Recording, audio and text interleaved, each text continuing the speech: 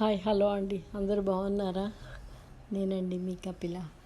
తింటే గారెలే తినాలి, వింటే భారతం వినాలంటారు కదా. భారతం చెప్పలేను కానండి, గారెలు మాత్రం చేసి చూపిస్తున్నాను. గారెలతో పాటు టేస్టీ చట్నీ కూడా అండి, రెండు చేశాను మీకోసం. ఒకసారి చూడండి, చూసి లైక్ చేయండి. ఇందుకోసం నేను ఇంతకుముందు కూడా చేశానండి. బ్లాక్ ఐ బీన్స్ అంటే అలసందలు. అప్పుడు ఒట్టి అలసంద గారెలు వేశాను. ఇప్పుడు అలసందలు మినపపప్పు రెండు కలిపి, అలాగే కొంచెం బియ్యం అన్నమాట.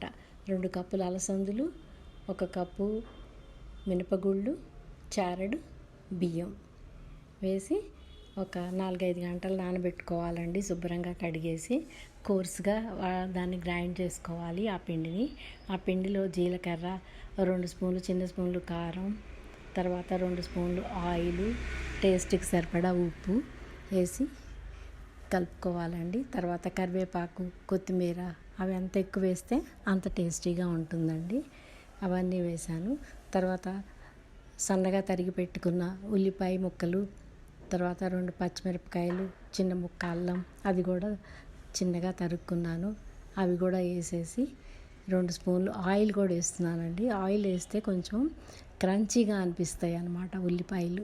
అందుకోసం ఆయిల్ కూడా వేసి బాగా కలుపుకున్నాను. ఇదిగోండి, ఈ కన్సిస్టెన్సీ తోటి రావాలి, అంటే కొంచెం కచ్చపచ్చగా అన్నమాట. ఇప్పుడు కడాయిలో నూనె పోసుకొని ఒక్కొక్కటిగా వడలు వేసుకుంటున్నానండి.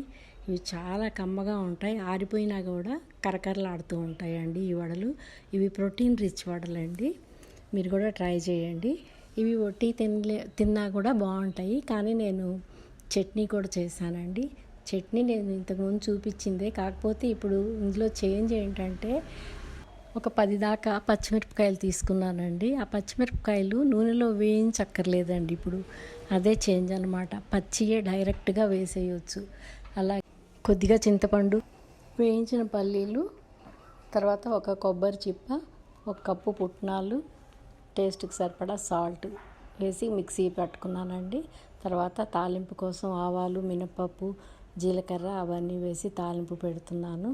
2-3 ఎండుమిరపకాయలు కూడా వేసాను. కొంచెం ఇంగువ అండి, కొంచెం ఇంగువ కూడా వేయాలి, వేస్తే బాగుంటుంది. తర్వాత కరివేపాకు కూడా వేసి ఈ పచ్చడిలో కలిపేస్తున్నానండి.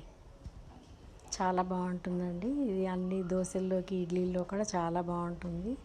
ఇంతకుముందు చేసిన దానికి ఇది కొంచెం డిఫరెంట్గా ఉంటుందన్నమాట. మీరు ట్రై చేయండి, నచ్చితే లైక్ చేయండి. ఉంటానండి.